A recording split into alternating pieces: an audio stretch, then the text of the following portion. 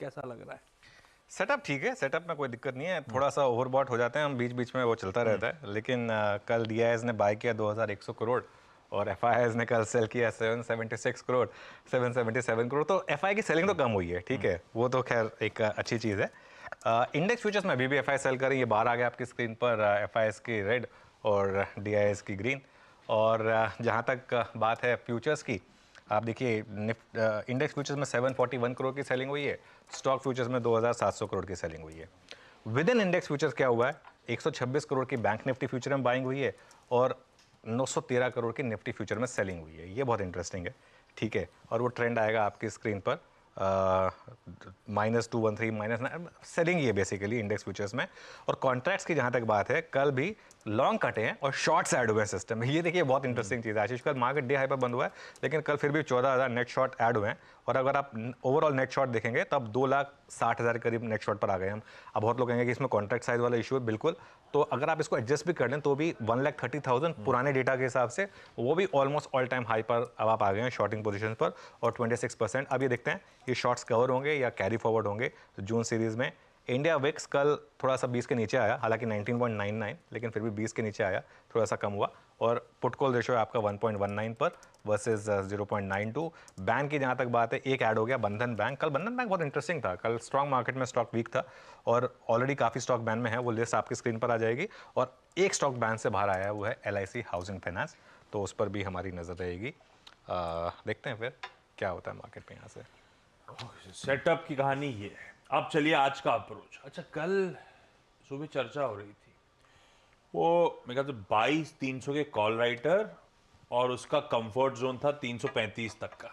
एक बार उसके बियॉन्ड निकलेगा तो फटेगा। हाँ, वो गजब का मूव आया उसके बाद। खैर, अब आज का सेशन वो ये पोल रिलेटेड नर्वसनेस क्रीप इन करेगी। मल्टीपल एक्सपायरीज का दिन है, एक अजीबोगरीब सा कल सेशन खड़ा और एक वीकेंड भी खड़ा है सामने।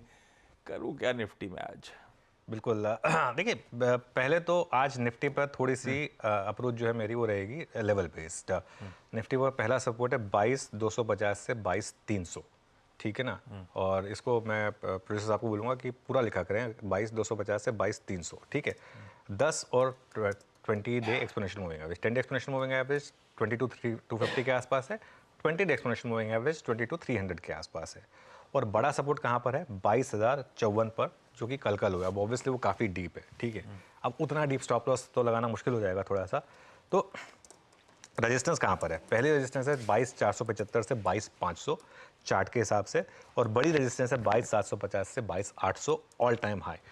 मेरा व्यू ये है कि मार्केट ऑल टाइम हाई की तरफ जा रहा है, तो अगर आप पोजिशनल ट्रेडर हैं तो आप बने रहें विद स्टॉप लॉस कल का वाला लो, ठीक है, पोजिशनल ट्रेडर। और ये मेरा व्यू पिछले आई थिंक 10 दिन से रहा है कि इस मार्केट में अब आप लॉन्ग में बने रहें, और एक मार्केट बॉटम बना चुका है। लेकिन फ्रेश बाइंग कहाँ करनी है वो ज़्यादा इंपॉर्टेंट है। पहले तो मैं बताऊँ, एक आज बिकॉज 3 एक्सपायरीज हैं एंड बिकॉज एक फिफ्थ फेज आपके सामने खड़ा है और एनेक्डोटल एविडेंस है कि उससे पहले एक बार मार्केट में नर्वसनेस आती है, एक सेल ट्रेड बनती है। अगर वो चली तो अच्छी चलेगी, नहीं चली तो आपका स्टॉप लॉस लग जाएगा। बहुत छोटा सा एक जोन है 22,425 से 22,475, हम उसी में खुलने की तैयारी कर रहे हैं। और 22,525 का एक स्टॉप लॉस लगा दीजिए। अगर ये ट्रेड चल गई ना तो रिस्क रिवॉर्ड आपका बहुत अच्छा है, क्योंकि 50 पॉइंट के स्टॉप पर आपको ये 150-200 पॉइंट दे सकती है एक बार के लिए, ठीक है। तो ये एक ट्रेड होगी। अब आते हैं कि बाइंग कहाँ करनी है। बाइंग करने के लिए अब आपको थोड़ा वेट करना पड़ेगा फ्रेश बाइंग के लिए, 22,150 से 22,250 के जोन का। वो नहीं आया तो नहीं आया, बैड लक। और 22,050 का stop loss. Level based trades हैं आज। मेरा व्यू लेकिन बहुत क्लियर है, और ये मेरा व्यू, मैं ऐसा नहीं है कि अब स्क्रीन ने दिखा दिया इसके लिए बोल रहा हूँ, उसके बाद तो बहुत ईजी है बोलना। एक बार मूव आ जाए उसके बाद तो मैं भी बोल सकता हूँ। अब आज मूव आ गया, अब मैं भी बोल देता हूँ कि अब मार्केट में डर खत्म हो गया, अब मार्केट ऑल टाइम हाई लगाएगा। अरे डरा कौन रहा था जब उस समय का मौका था, तब बताना था ना कि भाई इस डर में खरीदने की ज़रूरत है। अब तो कोई भी कह देगा आपको कि ऑल टाइम हाई आएगा। खैर एनीवे, वो टाइम था 21,800, 21,900, 22,000 के आसपास का। एनीवे, लेवल बेस्ड ट्रेड करें। और एक और चीज़, आज ट्रेड थोड़ी लिमिटेड रखें। कल इतना बड़ा मार्केट में मूव आया है, आज एक बार के लिए हो सकता है मार्केट आपको छोटी रेंज में वोलेटिलिटी दिखा दे, और स्पेशली 3 एक्सपायरीज हैं इसके लिए भी। ये हो गई निफ्टी की चाल की बात। निफ्टी बैंक पे उतरी है। खैर HDFC बैंक का दमखम था कल जाते जाते। खैर रिलायंस से पहले HDFC बैंक का मूड बनना शुरू हो गया था। कैसा लग रहा है निफ्टी बैंक? हमारा ये गो टू पॉकेट रहा नहीं है आज के लिए व्यू, लेकिन क्या? देखिए निफ्टी बैंक में एक तो चीज़ बहुत क्लियर है, ट्रेड करें सिर्फ इंट्राडे पर करें। हाँ। और दोनों तरफ की ट्रेड्स लें, क्योंकि अदरवाइज कोई बैंक निफ्टी में ट्रेड नहीं है। कल भी देखिए 20 डेमा पर ही जाके रुका है बैंक निफ्टी, ठीक है। तो एक ही रेजिस्टेंस है यहाँ पर 48,000 टू 48,100 जो आपका 20 डेमा है।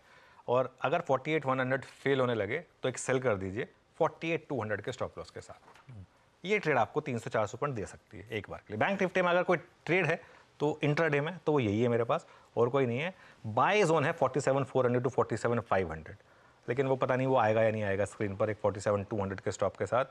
लेकिन बेटर रहेगा आप इंडिविजुअल स्टॉक स्पेसिफिक ट्रेड्स लें बैंक निफ्टी में, तो वो बेटर रहेगा आपका। अच्छा मुझे एक चीज़ और बता दीजिए आशीष, कल वोटिंग परसेंटेज आया, चलिए ठीक है, HDFC बैंक क्यों भागा उसकी वजह से, रिलायंस क्यों भागा उसकी वजह से? भाई ये तो भाई स्टॉक्स जो नॉर्मली मतलब इनका मतलब इन दो स्टॉक्स का वोटिंग परसेंटेज से क्या लेना देना? ये दो मार्केट के सबसे बड़े स्टॉक्स हैं, ये दोनों के दोनों स्टॉक कल भागे हैं क्योंकि कल इंडेक्स को इस तरीके से मूव दिखाना था। अब वो चाहे वो 20 डेमा की वजह से आया है, चाहे वो ऑप्शंस की वजह से आया है, लेकिन इसमें इन दोनों का एक फैक्टर था।